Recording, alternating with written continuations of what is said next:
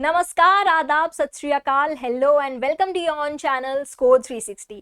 सो आज मैं आपको कुछ ऐसे शॉर्ट तरीके बताने वाली हूँ, कुछ ऐसी प्रैक्टिकल स्ट्रैटेजीज बताने वाली हूँ जो कि आप थ्रू आउट योर जर्नी अगर फॉलो करते हैं, ईमानदारी से अगर आपने कर लिया है ये फॉलो, सो आपका 360 ऑन 360 स्कोर आना तय है। उसके लगभग अगर आपने नज़दीक 355 350 भी स्कोर कर लिया तो भी उससे आपकी रैंक बहुत ज़्यादा बूस्ट हो जाने वाली है और आप अपने ड्रीम कॉलेज के नज़दीक पहुंच सकते हैं। तो पहली बात तो ये क्लियर कर दूं कि चाहे आप 11th में हो, 12th में ड्रॉपर हो, ये स्ट्रैटेजीज आपके काम आने वाली हैं। और एक और बात ये कि जब हम नीट एग्जाम की बात करते हैं तो नीट एक ऐसी एग्जाम है जिसमें कि 20 लाख 21 लाख बच्चे बैठ रहे हैं कहने को तो, लेकिन उनमें से जो रियल तैयारी करके बैठते हैं ना, जो एक्चुअल आपका कंपटीशन होने वाला है, वो कभी भी उन 20-21 लाख बच्चों के साथ नहीं होता। आपका रियल कंपटीशन तो सिर्फ 2 या 2.5 लाख बच्चों के साथ ही होने वाला है। सो ये बात तो भूल जाओ कि इतनी टफ एग्जाम है और इसमें कैसे हम कॉम्पीट करेंगे, ये बात अपने दिमाग से निकाल दो।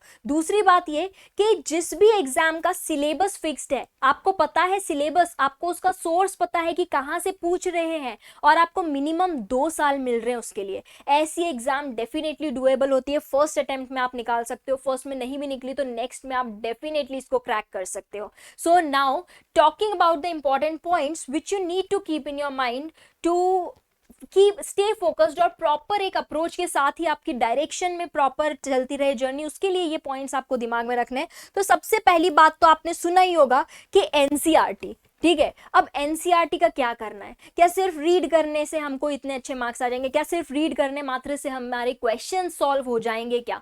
सो this thing you have to keep in your mind कि एनसीईआरटी सिर्फ रीड करने से आपका काम नहीं चलेगा। सबसे पहली बात जो आपको करनी है वो क्या करनी है, नीट के लिए प्रिपरेशन अगर आपने बिगिन करी है तो उसके लिए सबसे पहला जो आपको काम करना है वो ये करना है कि आपको पहला स्टेप बता रही हूं मैं अभी, ठीक है। पहले स्टेप में आपको एनसीईआरटी रीड करनी है। आप एनसीईआरटी को एक बार पढ़ लो, 2 बार पढ़ लो, ठीक है। आपने एनसीईआरटी पढ़ ली, एक चैप्टर निकाला आपने, बायोलॉजिकल क्लासिफिकेशन पढ़ लिया, उसको रीड करने के बाद आपको 1-2 बार रीडिंग करने के बाद आपको तुरंत क्या करना है पता है? आपको तुरंत बाद ना उसके पीवाईक्यूज देख लेने। Just go through the PYQs. आपको आंसर नहीं आएगा चलेगा, just go through the PYQs. ये सेकेंड स्टेप है, आपको पीवाईक्यूज गो थ्रू करने। पता है क्यों करना है ऐसा आपको? क्योंकि जो एग्जाम आप देने के लिए जा रहे हो आपको उसके पैटर्न तो पता होने चाहिए, आपको ये तो पता होने चाहिए कि किस तरह के क्वेश्चंस उसमें से बन रहे हैं। अदरवाइज तो ये ऐसा हो गया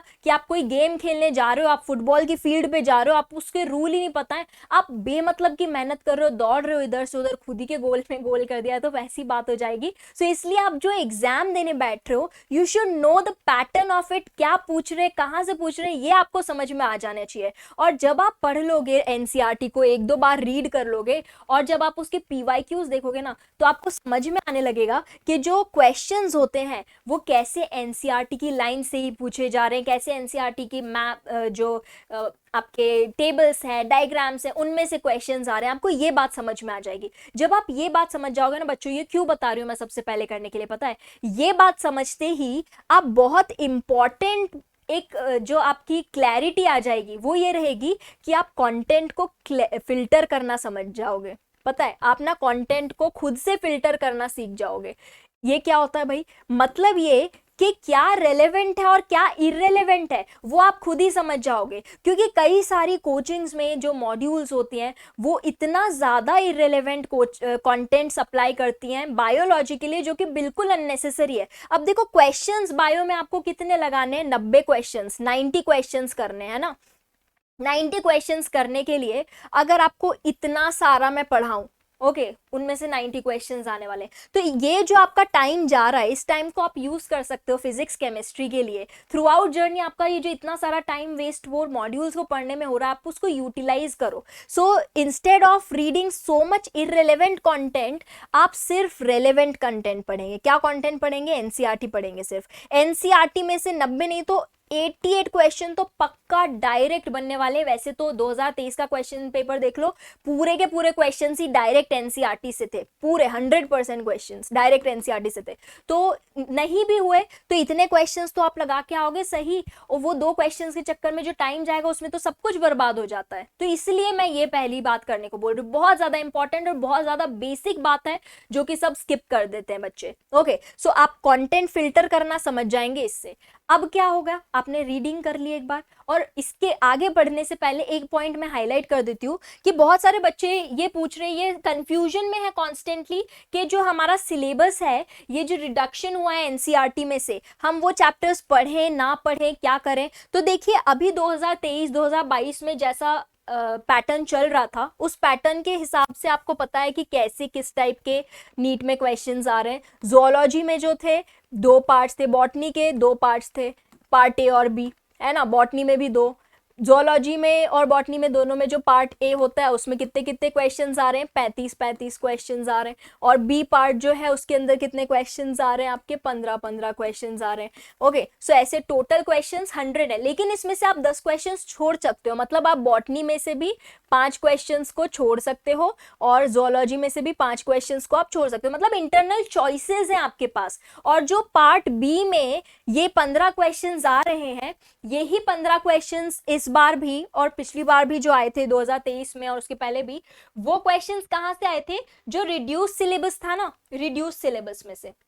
ओके, सो रिड्यूस सिलेबस में से पार्ट बी में आए हैं। तो इस साल भी 2024 में भी it is highly likely that इस साल भी 2024 की जो नीट होने वाली है उसमें भी जो रिड्यूस्ड पोर्शन है वो पार्ट बी में आएगा। अगर पार्ट बी में आएगा तो आपको तो चॉइसेस मिल जाएंगी, तो या तो आप अटेम्प्ट कर लेना या छोड़ देना, इसकी चांसेस है, लेकिन कोई गारंटी नहीं है। ये हमको तभी पता चलेगा जब दिसंबर में नोटिफिकेशन आएगा। तो तब तक के लिए ये जो डिलीटेड चैप्टर्स है, ये जो डिलीटेड चैप्टर्स है, डिलीटेड चैप्टर जैसे यहाँ से डाइजेशन एब्जॉर्प्शन डिलीटेड है, ट्रांसपोर्ट और मिनरल न्यूट्रिशन डिलीटेड है 11th में से, और 12th में से reproduction in organisms and strategies वाला जो चैप्टर है ये डिलीट किया हुआ है, एंड इन्वायरमेंटल इश्यूज डिलीटेड है। तो आप चाहो अगर तो अभी के लिए दिसंबर तक ये चैप्टर्स को मत पढ़ो, ठीक है, इनको तब जाके कवर कर लेना, लेकिन पढ़ने तो रहेंगे, क्योंकि अगर तब नोटिफिकेशन आ गया तो क्या करोगे, तो या तो अभी से ही साथ साथ में पढ़ लो क्या जा रहा है, या फिर आपकी चॉइस है ये, this can be your choice right now. Okay, so अभी ज्यादा इसमें नहीं उलझना है। अब ये मैंने आपके सामने वेटेज रखा हुआ है क्लास 11th और क्लास 12th के चैप्टर्स का, आप इस वेटेज के हिसाब से अपनी तैयारी रखिए। और इनमें से भी जो मैं 2023 में आपको बताऊं तो cell cycle and cell division से 6 क्वेश्चंस आए थे, पता है 6 क्वेश्चंस आए थे इस चैप्टर से। बायोमोलिक्यूल्स का बहुत अच्छा खासा वेटेज था। देन आपका डाइवर्सिटी से तो आते ही हर साल क्वेश्चंस बहुत अच्छे। Then neural control, chemical control, ये दोनों बहुत इंपॉर्टेंट चैप्टर्स होते हैं यहाँ से। देन आपकी 12th स्टैंडर्ड से ऑब्वियसली जेनेटिक्स वाला पोर्शन तो बहुत ज्यादा इंपॉर्टेंट है। और इस बार आप देखो बायोटेक्नोलॉजी से कितने क्वेश्चंस आए हैं। सो ये कुछ इंपॉर्टेंट पोर्शंस हैं जो कि आपको समझने हैं कि इन पे आपको ज्यादा ध्यान देना है। ये तो डिलीटेड है, ठीक है, ये डिलीट हो गए, एनसीईआरटी ने डिलीट किए, लेकिन अभी एनटीए ने नहीं बोला है कि ये डिलीट हम लोग कर रहे हैं मतलब नीट में नहीं आएंगे। जब वो बोलेंगे तब हम देखेंगे, ठीक है। सो इस तरह से वेटेज है आपके सामने, आप वेटेज देख लो, इसके अकॉर्डिंग आप अपनी प्रिपरेशन कर सकते हो कि इस चैप्टर को ज्यादा वेटेज, ज्यादा तैयारी चाहिए, किस पे कम चाहिए। ओके, अब जो मैं नेक्स्ट पॉइंट आपको बता रही थी, आपने एनसीईआरटी पढ़ ली, पीवाईक्यूज कर लिए, मतलब आप फिल्टर करना सीख गए हो कंटेंट, आप खुद समझ जाओगे कि आपको किस तरह से पढ़ाई करनी है। अब सिर्फ रीडिंग से काम नहीं होने वाला है, ठीक है, रीड कर लिया, आपसे क्वेश्चंस नहीं बनेंगे। आपको क्या करना पड़ेगा, आपको अपने कंसेप्ट्स क्लियर करने पड़ेंगे। You will have to get your concepts cleared. आपको अपने कंसेप्चुअल क्लियरिटी लानी है। कंसेप्ट्स कैसे क्लियर करोगे, देखो एनसीईआरटी में बहुत सारी चीजें बहुत जगह पे ऐसी दी हुई हैं कि एक बार में पढ़ के आप उसको नहीं समझ सकते हो, इनफैक्ट 3-3 बार में भी नहीं समझ में आती है बच्चों को। उसके लिए कौन हेल्प कर सकता है, उसके लिए ऑब्वियसली आपके टीचर्स हेल्प करेंगे ना। तो कंसेप्ट किससे समझने, आपको अपने टीचर से समझने। आपकी कोचिंग में टीचर्स हो सकते हैं, अगर कोचिंग जाते हो, खुद से प्रिपरेशन कर रहे हो, ऑनलाइन लेक्चर्स देखो। मैंने अपने चैनल स्कोर 360 पर पूरा सिलेबस तुम्हारा करवा के देना है, ये मेरी गारंटी है। मैं सारे चैप्टर्स कंसेप्ट्स करवा के दूंगी, सारे पीवाईक्यूज मेरे टेलीग्राम चैनल्स पे मिलेंगे, प्रैक्टिस शीट आपको मेरे टेलीग्राम चैनल पे मिलेगी। और नवंबर तक आई एम गारंटिंग यू कि मैं पूरा सिलेबस 11th और 12th का करवाने वाली हूँ, बॉटनी जोलॉजी सब करवाने वाली हूँ मैं। सो आप या तो मुझसे समझ में आता है तो मुझसे पढ़ लो, किसी और से समझ में आता है कोई दिक्कत नहीं, आप कंसेप्ट बस अपने क्लियर कर लो, ठीक है। कंसेप्चुअल क्लैरिटी आ गई आपकी, एनसीईआरटी आपने पहले रीड कर ली, कंसेप्चुअल आपकी क्लैरिटी आ गई। अब कंसेप्ट भी समझ गए आप, लेकिन क्या आपको उसकी एप्लीकेशन आती है, क्या आप उसको अप्लाई कर सकते हो, वो कैसे पता चलेगा आपको? वो आपको तब पता चलेगा जब आप प्रैक्टिस करेंगे। ओके, प्रैक्टिस कैसे करोगे? प्रैक्टिस आपको करने होंगे एमसीक्यूज, डेली बेसिस पर एमसीक्यूज प्रैक्टिस करने हैं, रोज किए। आप नियम रख लो कि बायो में आपको रोज के पता है एटलीस्ट 50 क्वेश्चंस तो सॉल्व करने ही हैं। रोज के 50 एमसीक्यूज जब आप सॉल्व करोगे आपकी बहुत अच्छी प्रैक्टिस होगी। अलग अलग तरह के क्वेश्चंस देखो, assertion, reason, statement based, diagram based, match the column, तब जाकर आपकी ग्रिप बनेगी अच्छी तरह से एनसीईआरटी पे। So practice is very important. किस बुक से करना है वो मैं आपको बता सकती हूँ, आपकी भी कोई प्रेफरेंस हो तो वो आप फॉलो कर सकते हो, बट मैं तो आपको एनसीईआरटी एट फिंगर टिप्स करने को बोलूंगी, क्योंकि एमटीजी पब्लिकेशंस की ये जो NCERT at your finger tips है ना, ये आपको एमटीजी पब्लिकेशंस की, इसके अंदर आपको लाइन टू लाइन एनसीईआरटी से ही एमसीक्यूज फॉर्म मिलते हैं, तो इसलिए प्रैक्टिस के लिए बहुत अच्छी होती है। अब आपने कंसेप्ट क्लियर कर लिए, प्रैक्टिस भी कर ली, अब what you have to do is हर एक चैप्टर से चैप्टर वाइज पीवाईक्यूज भी करो। पहले तो आपने पीवाईक्यूज देख लिया, आपको समझ में आ गया किस तरह के क्वेश्चंस बनते हैं। Then what you have to do chapter wise PYQs. Biological classification पढ़ रहे हो ना, उसके 2017 तक के, ज्यादा पीछे के मत देखना क्योंकि पहले अलग टाइप के क्वेश्चंस आते थे, अब 2017 तक के पीवाईक्यूज देखो। सो चैप्टर वाइज पीवाईक्यूज के लिए कोई भी बुक अवेलेबल है ऑनलाइन, पूरे चैप्टर वाइज आपको मिल सकते हैं, एंड आप बुक्स डाउनलोड भी कर सकते हो या फिर खरीद लो, सब में सेम कंटेंट ही रहेगा, पीवाईक्यूज तो सेम ही रहेंगे, तो वो आपकी प्रेफरेंस हो सकती है। सो चैप्टर वाइज पीवाईक्यूज आप ले लीजिए। अब इससे क्या होगा पता है, ये जो आप पोर्शन इतना ज्यादा करोगे, इससे आपकी थियरी तो चलो, थियोरेटिकल पार्ट आपका पक्का हो गया। ओके, थियरी आपकी कंप्लीट हो गई, आपने एनसीईआरटी को पूरा यहाँ पर कंप्लीट कर लिया। Now what you have to do next, अब अगली बात आपको ये करनी है कि वेटेज वाइज आप चैप्टर्स को ज्यादा इंपॉर्टेंस देने लग जा सकते हो, and then what you will have to do is you will have to make short notes. मैं कभी भी पहली रीडिंग दूसरी रीडिंग में शॉर्ट नोट्स बनाने को आपको नहीं बोलूंगी। शॉर्ट नोट्स आप कब बनाओगे, जब आपको क्लैरिटी आ जाएगी कि पीवाईक्यूज कैसे आ रहे हैं, इसका कंसेप्ट का मतलब क्या है, तब आप सही शॉर्ट नोट्स बनाओगे। अदरवाइज क्या होगा पता है, जब आपको समझ में ही नहीं आया है ना, जब आपको यही नहीं पता है कि उसमें से क्या पूछते हैं, कैसा इसका कंसेप्ट का, इस बात का मतलब क्या है, तब तक आप क्या करते रहोगे, पूरी बुक को छाप लोगे अपनी नोटबुक में, और वो एक दूसरी एनसीईआरटी बन जाएगी जो कि किसी काम की नहीं रहेगी आपके क्विक रिवीजन के लिए। शॉर्ट नोट्स क्यों इंपॉर्टेंट होते हैं, क्विक रिवीजन के लिए इंपॉर्टेंट होते हैं, और जब आप लिखते हो ना खुद से समझ के, तो ट्रस्ट मी आपके कंसेप्ट्स इतने ज्यादा क्लियर हो जाते हैं कि मैं क्या बताऊं आपको, बहुत ज्यादा आपकी कंसेप्चुअल क्लैरिटी हो जाएगी जब आप खुद के शॉर्ट नोट्स बनाना सीखोगे, खुद के शॉर्ट नोट्स बनाओगे। सो कंसेप्ट इससे बहुत ज्यादा क्लियर होते हैं। एक पैराग्राफ पढ़ा, उसको कैसे आप कॉम्पैक्ट फॉर्म में 4 से 5 वर्ड्स में कन्वर्ट कर रहे हो, ये होती है कंसेप्चुअल क्लैरिटी, कि आपको पता है कि इसमें से ये इसका मतलब है। सो इस तरह से आपको शॉर्ट नोट्स बनाने बहुत इंपॉर्टेंट होते हैं। हैंड रिटन शॉर्ट नोट्स, किसी टॉपर के नोट्स मत कॉपी करो, कॉपी करने से कोई फायदा नहीं होगा। नोट्स ऐसे बनाओ जो कि तुम सिर्फ खुद ही समझ सकते हो, किसी टॉपर के या फिर टीचर के नोट्स कॉपी करने से कोई फायदा नहीं होने वाला। बच्चों खुद से नोट्स बनाओ। देन नेक्स्ट चीज है, आप बायो के लिए ना एक टाइम स्लॉट फिक्स्ड कर दो। हर दिन आपको 2 घंटा बायो को देना है, वो टाइम स्लॉट आप फिक्स कर दो कि सिर्फ बायो के लिए ही रहेगा ये टाइम, और किसी भी चीज के लिए नहीं रहेगा। Okay, so these 2 hours will be for bio. क्योंकि क्या होता है ना कि इमोशनल हो जाते हैं बच्चे अपनी जर्नी में, अपनी प्रेपरेशन के टाइम पे। अगर किसी को ह्यूमन फिजियोलॉजी पसंद है तो दिन दिन भर ह्यूमन फिजियोलॉजी पढ़ रहे हैं, ऐसे बच्चे देखे हैं मैंने। या फिर किसी को अगर बायो ज़्यादा पसंद है तो दिन भर बायो ही पढ़ते हैं, फिजिक्स केमिस्ट्री कहाँ जाएगा भाई, वो भी तो ज़रूरी है ना आपके प्रेपरेशन के और सिलेक्शन के लिए। सो दैट इज़ वाई आप फिक्स कर दो टाइम स्लॉट कि चलो बायो में जितना भी आप अगर स्कूल जाते हो या फिर ड्रॉपर हो, उस हिसाब से ये टाइम स्लॉट चेंज होगा आपका, है ना। सो आप टाइम स्लॉट बायो के लिए फिक्स रखो। एक और बात, रिवीजन आपको सबसे ज्यादा इंपॉर्टेंट बायो में रिवीजन ही है, क्योंकि बायो एक थ्योरेटिकल सब्जेक्ट है। नहीं पढ़ोगे भूल जाओगे, अगले 15 दिन में भूल जाओगे, अगले 2 महीने में तो पूरा साफ हो जाएगा। सो इसलिए रिवीजन आपको डेली करना है। रिवीजन रोज करना है डेली। और ये नियम बना लो कि सोने से पहले ना मैं 10 से 15 मिनट जो है सिर्फ एक क्विक रिवीजन ही करता हूँ या करती हूँ। रात को सोने से पहले 10-15 मिनट आप जल्दी से ऐसे बस पेजेस पलट के आज क्या क्या देखा शॉर्ट नोट्स अपने देख लो, हो गया। बाकी के अब आपको चैप्टर्स की रिवीजन की बात करेंगे तो चैप्टर्स आपको रिवाइज करने होंगे on weekly basis, monthly basis. आपको चैप्टर्स रिवाइज करते रहने होंगे। अगर आपने बायोलॉजिकल क्लासिफिकेशन पढ़ा है तो उसको 15 दिन से ज्यादा का गैप मत देना रिवीजन में। 15-15 दिन में तो हर चैप्टर आपका रिवाइज होना ही चाहिए, वरना दिमाग से निकलता जाएगा। ओके, सो इन 15 days, every 15 days every chapter, every 15 days में हर चैप्टर आपका रिवाइज होना चाहिए। 15 दिन से ज्यादा, 15 दिन तो मैक्सिमम बोल रही हूँ, इससे ज्यादा आपको गैप नहीं करना है, ठीक है। Don't make any gap more than this. Then other than this, अब देखो प्रैक्टिस हो गई आपकी, पीवाईक्यूज आपने कर लिए, आपकी कंसेप्चुअल क्लैरिटी भी हो गई, थ्योरी वाला पार्ट कंप्लीट हो गया। Now you have to appear for test. क्यों? क्योंकि नीट में हमारी नेगेटिव मार्किंग भी तो है ना भाई, +4 -1, मतलब हर क्वेश्चन पे गलत आंसर पे आपके 5 मार्क्स जा रहे हैं।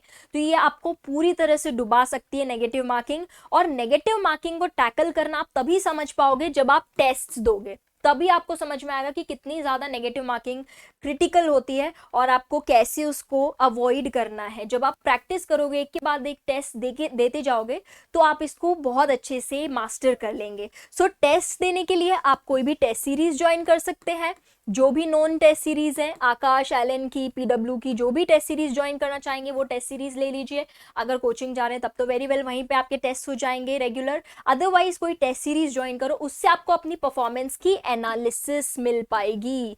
सो एनालिसिस बहुत ज्यादा जरूरी है आपकी प्रिपरेशन के लिए, क्योंकि आप इतने सारे बच्चों के साथ बैठने वाले हो, तो आपको खुद कहाँ स्टैंड कर रहे हो आप, ये पता होना बहुत ज्यादा जरूरी है। अब एक बहुत इंपॉर्टेंट बात ये बताने वाली हूं मैं कि प्रिपरेशन एक सही डायरेक्शन में चले, इसके लिए ना उसका रिटर्न ट्रैक होना बहुत ज़्यादा ज़रूरी है। मतलब आपके पास सब कुछ लिखा हुआ जब होता है ना, तो एक बहुत ज़्यादा आपका माइंड क्लियर हो जाता है। तो आप 2 रजिस्टर्स मेंटेन कीजिए, डिजिटल भी हो सकते हैं आजकल तो। सो आपको 2 रजिस्टर्स ऐसे मेंटेन करने हैं जिसमें से कि एक में आप क्या लिखेंगे और दूसरे में आप क्या लिखेंगे, ये मैं आपको बता रही हूँ। सो एक रजिस्टर में आपको क्या करना है, आपको टेस्ट एनालिसिस करना है। ओके, टेस्ट एनालिसिस लिखोगे जब भी आप टेस्ट देते हो, या फिर आप जब भी क्वेश्चंस लगा रहे हो, तो आप खुद से भी ऐसे क्वेश्चंस लगा सकते हो कि आज मैं ये 50 क्वेश्चन सॉल्व कर रही हूँ, तो मैं इसके बिना देखे, आंसर्स को बिना देखे मैं सॉल्व कर रही हूँ, और फिर लिमिटेड पीरियड ऑफ टाइम खुद को दे दो और खुद ही इवैल्यूएट कर लो उसको।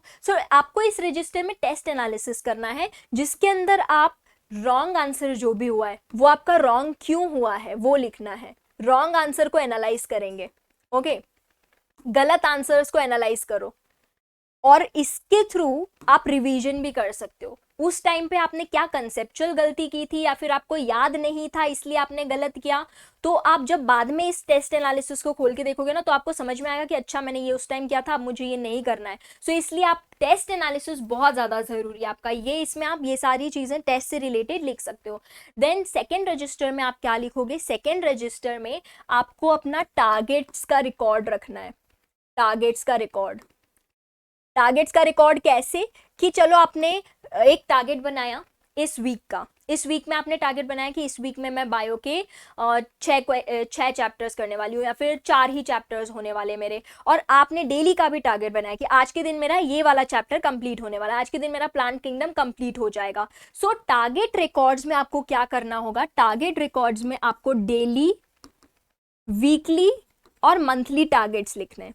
ओके, डेली, वीकली और monthly targets, trust me this will act like magic for you. पता है, ये अगर आपने कर लिया ना, आपको पता होगा आपका एक एक घंटा, एक एक मिनट कहाँ जा रहा है दिन का। तो आपको डेली टारगेट अगर वो फुलफिल हो गया है, फिजिक्स, केमिस्ट्री, बायो की बात कर रहे हैं हम यहाँ पर स्पेसिफिकली, तो अगर वो फुलफिल हो गया उस पर बिल्कुल राइट लगा दो, अगर नहीं हुआ है उस पर क्रॉस लगाओ, सो दैट यू नो कि नेक्स्ट डे आपको फिर से वही करना है। फिर वीकली टारगेट्स हो रहे हैं कि नहीं हो रहे हैं, मंथली टारगेट्स हो रहे नहीं हो रहे, इससे पूरी आपकी कहाँ जा रही है ना प्रिपरेशन, वो आपको खुद को पता होगा, ऑनेस्टली पता होगा आपको। और इसके पहले जो डेली टारगेट्स होते हैं, डेली टारगेट्स आपको एक दिन पहले ही लिख के रख लेने हैं। कहाँ पर? टू डू लिस्ट में। इसी में आप एक टू डू लिस्ट बना सकते हो कि नेक्स्ट डे मुझे इस टाइम पर ये करना है, ये टारगेट्स है मेरे नेक्स्ट डे के। और टू डू लिस्ट जब आप एक दिन पहले बना दोगे ना, रात को बैठ के टू डू लिस्ट बना लो कल की, सुबह की, तो आपका अगला दिन इतना सॉर्टेड जाएगा, आपको पता रहेगा कि आज के दिन मुझे क्या क्या करना है। सो इसलिए ये बहुत ज़्यादा काम की चीज़ है, टाइम सेविंग है और एकदम एफिशिएंसी आपकी बढ़ जाएगी इससे। Okay, so this you have to do. Then other than this one, very important thing to understand here is बच्चों, कि इंटरनेट पे आपको पता है इतना ज़्यादा कंटेंट फ्लड हो रहा है। फिल्टर करना तो मैंने आपको बताया, आप कैसे क्या वीडियो देखना क्या नहीं देखना वो तो आप समझ गए। सिर्फ एनसीईआरटी से रिलेटेड, सिर्फ आपकी प्रिपरेशन को जो वैल्यू ऐड कर रहे हैं वैसे ही वीडियो देखो। ओके, क्योंकि इंटरनेट पे इतनी ज़्यादा चीज़ें हैं और इंटरनेट का ज़माना है, तो उससे हम ये तो नहीं बोल सकते कि पूरा कट ऑफ हो जाओ, सब बंद कर दो, ये तो आप नहीं कर सकते हो। लेकिन आप इतना तो सेल्फ डिसिप्लिन मेंटेन रख सकते हो ना कि सिर्फ उतना ही कंटेंट देखो, सिर्फ वही चीज़ें देखो पढ़ो जो कि आपको नीट में हेल्प करने वाली है। कुछ टाइम के लिए सिर्फ वही देखो पढ़ो जो कि आपको नीट के नज़दीक लेके जा रही हैं, चाहे वो मोटिवेशनल भी हो सकती है या फिर आपकी एकेडमिक से रिलेटेड। कभी कभी ठीक है, एंटरटेनमेंट के लिए आपने कुछ देख लिया वो चलता है, लेकिन हर दिन अगर आप बहुत बड़ा अपना टाइम स्लॉट इसमें दे दोगे इंटरनेट पे अननेसेसरी कंटेंट देखने में, तो आपका टाइम कहाँ उड़ जाएगा ना, कहाँ ये 2 साल चले जाएंगे आपको खुद नहीं पता चलेगा। और ऑफ कोर्स वेरी इंपॉर्टेंट ध्यान रखना है, इस पूरी आपकी 2 साल की जर्नी है ना, 3 साल की भी हो सकती है, 4 साल की भी हो सकती है। तो इतनी लंबी जर्नी में आपको अपनी हेल्थ का ध्यान सबसे ज़्यादा रखना है। बहुत सारी ऐसी आप देखते होगे वीडियोस कि स्लीप स्किप कर देते हैं। स्लीप तो भाई बिल्कुल स्किप ही नहीं करनी है, क्योंकि आप रेस्ट का मतलब समझते हो, आप बायोलॉजी के स्टूडेंट्स हो। अगर आप नींद अपनी स्किप कर रहे हो, कब तक करोगे मुझे बताओ? 2 साल तक कर सकते हो? 3 साल 4 साल तक? पूरे शरीर की वाट लग जाएगी, पूरी बॉडी खराब हो जानी है। तो स्लीप तो आप नहीं स्किप कर सकते हो। तो आपको सोना है डेली मिनिमम 6 घंटे, वैसे ideally 7 to 8 hours you have to sleep. इतना तो रेस्ट लेना ही है खुद को, खुद की बॉडी को इतना रेस्ट देना है। आप दिन भर काम करवा रहे हो, आप उसको रेस्ट ज़रूरी है। देन उसके अलावा आपको अपनी डाइट का खास ध्यान रखना है इस दौरान। पूरी जर्नी में आप जितना अच्छा खाओगे उतना अच्छा परफॉर्म कर पाओगे, ये याद रखना। What you eat you become. So जो आप खाओगे उससे आपकी परफॉर्मेंस डेफिनेटली इन्हांस होगी। And also one more thing to understand here is that कि थोड़ा बहुत ना कुछ ऐसी कार्डियो एक्सरसाइज कर लीजिए या फिर प्राणायाम ज़रूर कर लेना। कार्डियो या फिर प्राणायाम, इससे क्या होता है ना कि आपकी बॉडी में ऑक्सीजन का लेवल ज़्यादा अच्छा रहता है और आप ज़्यादा better efficient. What to do in the last 3 months of your exam. अब देखो दिसंबर तक ये टारगेट रखना आप लोग कि दिसंबर तक ना आपका पूरा सिलेबस कंप्लीट हो जाए। मतलब अगर आप 2024 में देने वाले हो तो दिसंबर तक आपका पूरा सिलेबस कंप्लीट हो जाना चाहिए। जनवरी में भले ही आप बैकलॉग्स करते रहो, लेकिन दिसंबर तक सिलेबस कंप्लीट होना चाहिए आपका। जनवरी में क्या करना है आपको? बैकलॉग्स करने। अब लास्ट के जो 3 महीने रहेंगे, that is February, March, April, in those months what you will have to do is very crucial. Okay, last के 3 महीने में से out of these 3 months 2 months तो आपको एकदम बहुत ज़्यादा अच्छे से रिवीजन करते रहना है, रिवाइज करना है आपको जितने ज़्यादा से ज़्यादा चैप्टर। अब आपका स्केड्यूल क्या होगा उस टाइम पे ये आपको पता है, सो आप उस हिसाब से अपना स्केड्यूल बना के रोज़ के 2-2 चैप्टर्स तो कम से कम रिवाइज करेंगे ही इन 2 महीनों में। और फिर उसके साथ साथ आप फुल लेंथ टेस्ट दीजिए। इस टाइम पर ना पूरे सिलेबस के टेस्ट देना शुरू कर देना, पूरे फुल लेंथ, क्योंकि इसके पहले तक तो आप सब्जेक्ट वाइज टॉपिक वाइज देते जाओगे तो चलेगा, लेकिन उसके बाद फुल लेंथ टेस्ट आपको देने रहेंगे। एंड देन लास्ट 1 month के अंदर भी वेरी इंपॉर्टेंट टू अंडरस्टैंड कि लास्ट 1 month में ना बच्चों आपको हर दिन अपने शॉर्ट नोट्स देखने हैं। आपको एनसीईआरटी अगर देखनी है तो रात के 10 मिनट में आप रोज एनसीईआरटी देखो, क्योंकि पता है जब एनसीईआरटी आपने देखी होगी ना एज इट इज, उसके टेबल्स और उसके अंदर के जब आपने डायग्राम्स एज इट इज देखे होंगे तो एग्जाम में बहुत जल्दी वो आपको क्लिक करेंगे। सो लास्ट के 1 month पे भी रिवीजन पे तो ध्यान देना ही है, और उसमें भी लास्ट के 1 week में ये समझना कि आखिरी 1 हफ्ते में ना कोई भी टेस्ट नहीं दोगे आप, कोई टेस्ट नहीं देना आपको आखिरी हफ्ते में। इनफैक्ट 1 month से भी 15 दिन पहले भी आप टेस्ट देना बंद कर दोगे तो चलेगा। आखिरी हफ्ते में तो आपको सिर्फ और सिर्फ रिवीजन करना है और प्रीवियस ईयर क्वेश्चंस ही देखने हैं। तो 2 month में आप फुल लेंथ टेस्ट देखोगे और आखिरी के 1 महीने में पूरे PYQs देख लोगे, ऑल द PYQs, सारे PYQs आखिरी मंथ में देखोगे और इसके साथ साथ आप रिवीजन चलने दोगे और सारे PYQs देखेंगे। ओके, एंड देन उसके बाद आखिरी हफ्ते में कोई टेस्ट नहीं देना है आपको, सिर्फ और सिर्फ रिवीजन करते रहना है और एग्जाम के 1 दिन पहले अच्छे से सोना है। सुबह उठ के आपको अगर शॉर्ट नोट्स हाथ में रखने रखो, बाकी उससे बहुत ज़्यादा फर्क नहीं पड़ेगा क्योंकि अभी तक आपने जितना किया है वो मोर देन इनफ होने वाला है to score 360 in bio. You have to trust your self and if you follow all these points through out your journey, ऐसा नहीं 1 महीने किया, 2 महीने किया, फिर छोड़ दिया, फिर फॉलो कर लिया, उससे क्या होगा ना, आपकी प्रिपरेशन जितना 2 कदम आगे बढ़ोगे उतनी 2 कदम पीछे जाती जाएगी। सो consistency is the key here. आपको पूरे थ्रू आउट जर्नी कंसिस्टेंट रहना है, तभी आप ये टारगेट्स अचीव कर पाओगे। एंड अगर ये कर लिया आपने, सो मेरी गारंटी है 360 में से 360 नहीं तो 355 ऐसे कुछ मार्क्स तो आपके आएंगे ही बायो में। So all the best to all the NEET aspirants, take care and keep studying hard.